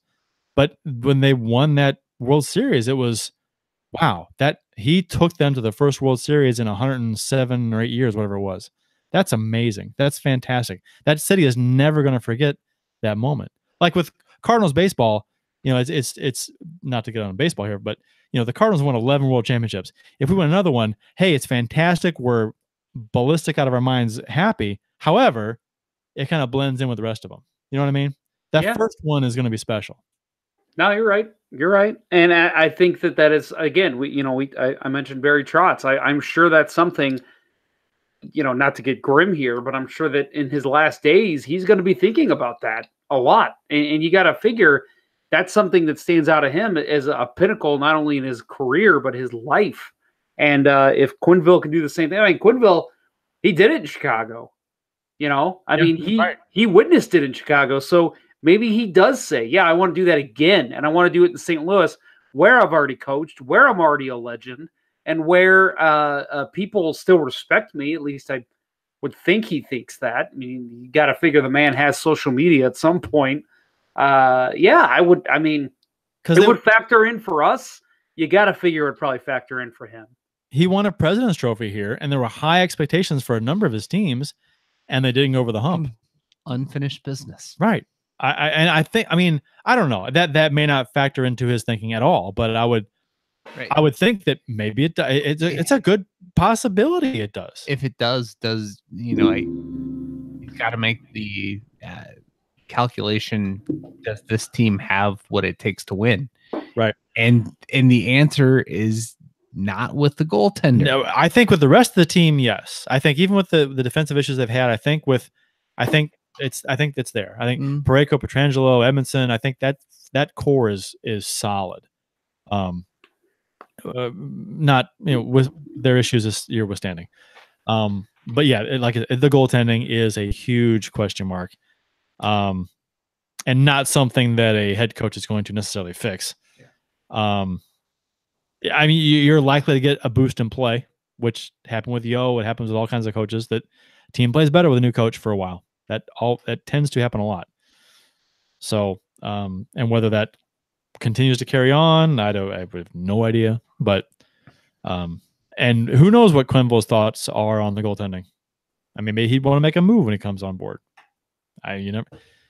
Apparently, though, Armstrong has final say on all kinds of stuff. Yeah. Well, and apparently, who is a healthy scratch too, because Yo seems to not have a lot of control over that. Well, at this point, good. No, I agree to a point. I think I mean, if Armstrong is that great of a player guy, why aren't you a head coach? As opposed to a GM, which, whatever. Our next show is there's a game Wednesday, so it's either going to be Tuesday or a post-game show on Wednesday. It's Wednesday before Thanksgiving. Right. Thursday is Thanksgiving. So maybe a Tuesday show again, maybe. Because I'm probably going to go out drinking on Wednesday. Just thinking. Friday, Black I'm available. Friday. Yeah. I have to be good this year because I have my... You told me that, but that's not until later. Right. I don't want to be completely hungover to get re-drunk. That's the best part about being hungover is I'm drinking again. I haven't sobered up yet. Yeah. You know what really helps hangovers? Cocaine. Ah. Yeah. That's where it's at. Let me know how that is. Yeah, for sure. I'll let you know how my things. I'll let you know how my cocaine-filled Thanksgiving goes. Yeah, something. Are you deep fry your turkey? Because something tells me that could go bad real quick. Oh, I'm not handling the turkey. Whoever, if they're deep frying the turkey, make sure they completely thaw it first. Because if you do not completely thaw, it becomes a rocket. It becomes a bomb, basically. Yeah. Yeah. You don't water and hot grease don't mix. Hot oil, no. So yeah, maybe next Tuesday we'll talk about it. Probably next Tuesday, I guess, because Wednesday that's. And we can do a whole segment on turkey do's and don'ts. Yes, our Thanksgiving show. Yeah, information you didn't ask for, we'll give it to you. Yes. Are you off Wednesday or you work Wednesday? I am working. Me too. I think my kids are off Wednesday. It's like, God, thanks, school system. Yeah, doesn't that work? Jesus Christ, that sucks, doesn't it? I'm off Thursday and Friday, but now I got to make arrangements for Wednesday. Thanks, thank you for an extra day. I'm sure the kids love it. But Fridays, I have to. So the office will close by 1, but I'm not going in, and I'm not gonna pretend to work from home. So I have to spend 8 hours of vacation time to not go in for 5 hours. I hate it. Hey, isn't it supposed to snow tomorrow night? Yes. Like 7 inches? Yes. Like a lot? So I'm probably working from home on Thursday. Oh, well.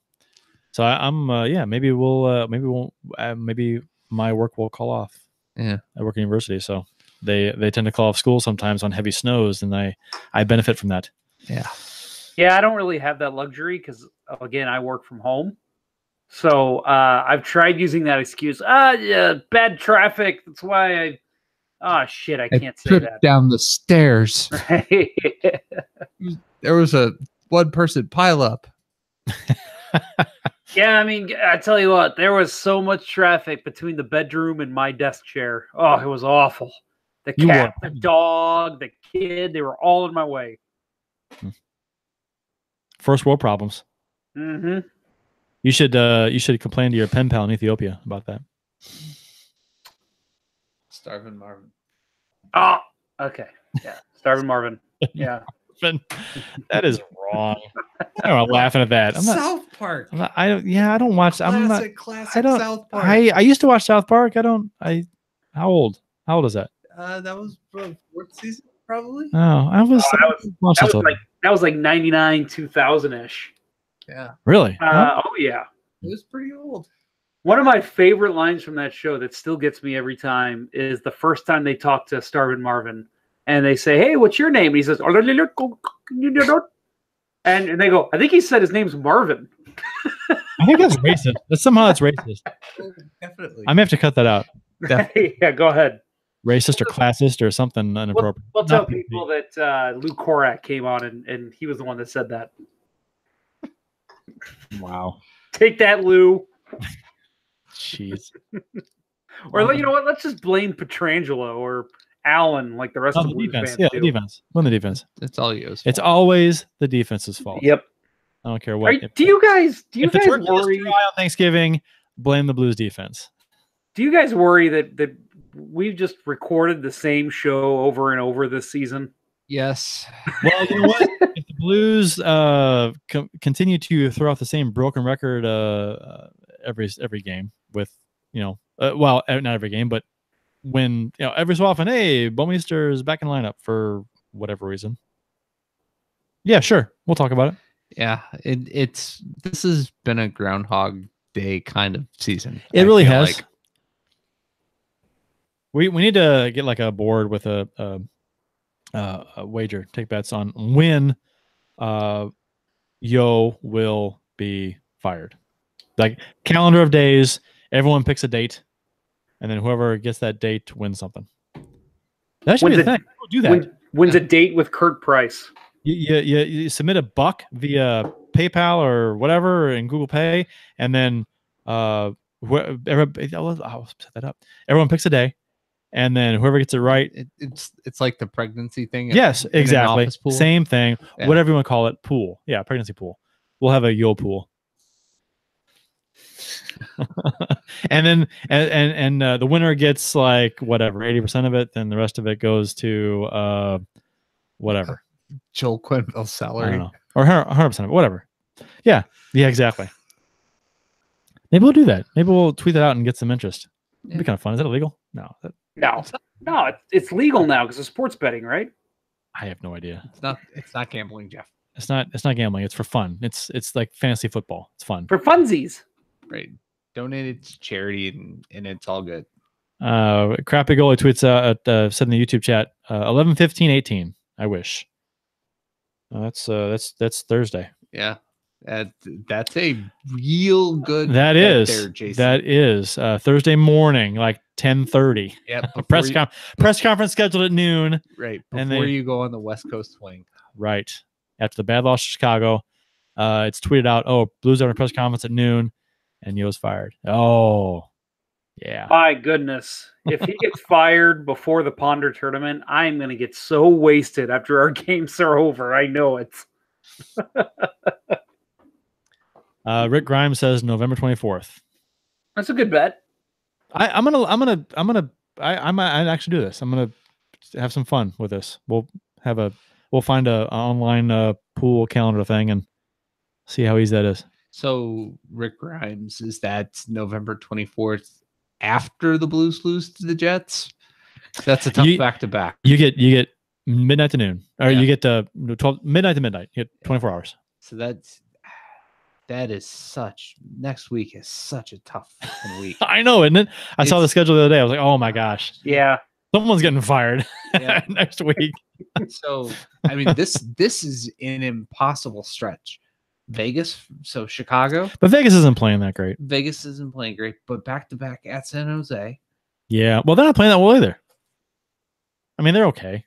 Wait. They're better than what Teal Town says, I think. Yeah, something's not right on my calendar because they've got this says Blues back-to-back 4 games in a row according to the Google download. That would be a record. Yeah, that would. But anyway, I got it right here. Vegas. It is San Jose Sunday off, then LA back here. LA's terrible though, but Nashville is the 2 Wednesdays. Right, back to back Wednesday. Chicago and Nashville. So that's kind of like the bookends for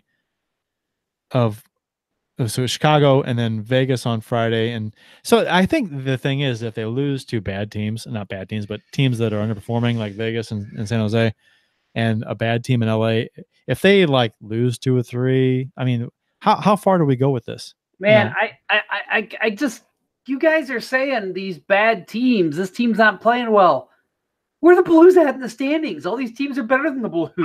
I'm not saying we're playing fantastic. I'm just saying that we're playing teams that our expectation. Vegas, well, okay, Vegas and San Jose, they're in the same boat as we are. They had high expectations this season.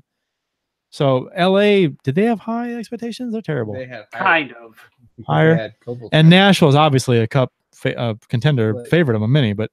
So that's gonna be a rough one in Nashville. My God, I'd love to go to that game. Yeah, LA is on third string goalie at this point. Quick's out. Campbell got injured, and yeah, so they're struggling. They're hurt. Holy cow! Yeah, they're back to Peter Budaj. Yeah, and his Ned Flanders mask. All right. Well, Yes. I think it's we say this all the time. It's like, oh my gosh, look at this game's coming up. If we don't win like so many, it's like Yo's fired. Yeah, he should be fired anyway. On the flip side, if he somehow manages to come out like winning 75% of the next 2 weeks, maybe he deserves another chance. No, I didn't just say that. True. No, Bill. No, I don't have the faith that can happen. Rick Grimes said we're off the 25th, 26th, and 27th. So he says yes after the loss to the Jets. So I'll come on the 25th. You fire a coach on a Sunday, on the Lord's Day, the large day. Fire a coach. Who fires a coach on the large day? Anybody Gettiker fan? Any Gettikers? No? The large day? Yeah. They're closed. If you can't shop at Gettikers on that day, you shouldn't be firing coaches on that day. Yeah. Can't get Chick-fil-A. No, you well, that's I haven't had Chick-fil-A in years. Yeah. I've met Steve Gettiker. Have you? That's a good way to end the show right there. I have a story. I have a story about him that I will share you off the air with you. Oh boy. Yeah, that I've heard. Yes. If Gettikers would like to sponsor Let's Go Blues Radio, you can tweet us at LGB Radio. All good things. It's all funny stories. Like, hey, I went to buy a TV and this happened. I don't think that's it. No, I don't think so. I think you know what it is, actually. I think I told you. You probably have. You probably did tell me. All my best stories come from Bill. That's not true either. No, that's not true at all. So yes, that will do it for this week's episode of Let's Go Blues Radio, which was very similar, except we didn't have guests to last week's episode. Right, no guests and no open the show for listeners. Sorry. And I'm in St. Louis instead of New Jersey. Yes, you are in St. Louis, no New Jersey. Welcome back, by the way. Thank you. It's good to be back. Tune in next week for when we bitch about Jay Bomeister, talk about when Mike Yeo will be fired, when will the Blues hire Joel Quenneville, and why is Jake Allen still the starting goalie for the Blues? Tune in next week for all of those great commentary. I'm going to start giving the whole Rocky and Bullwinkle ending for the show, like to give 2 alternate titles to the next show for whatever reason they did that. Now here's something you'll really like. Now here's something you really enjoy. Yeah, good stuff. What did that mean at the end of that show? The Rocky and at the end of every show, tune in next week for whose beer is this or Let's Go Blues. They did that with 2 titles. What does that mean? I never understood that as a kid. I think that was always kind of their shtick. I know, I guess, but okay. Yeah. It confused me as a child. And apparently still as an adult. And as an adult, it still does. It was never explained to me, so I still have that question. Plagues Kurt to this day. I want the answer. I'll look it up eventually. Rick Grimes, Groundhog Day Radio. That's us. Yeah, that's right.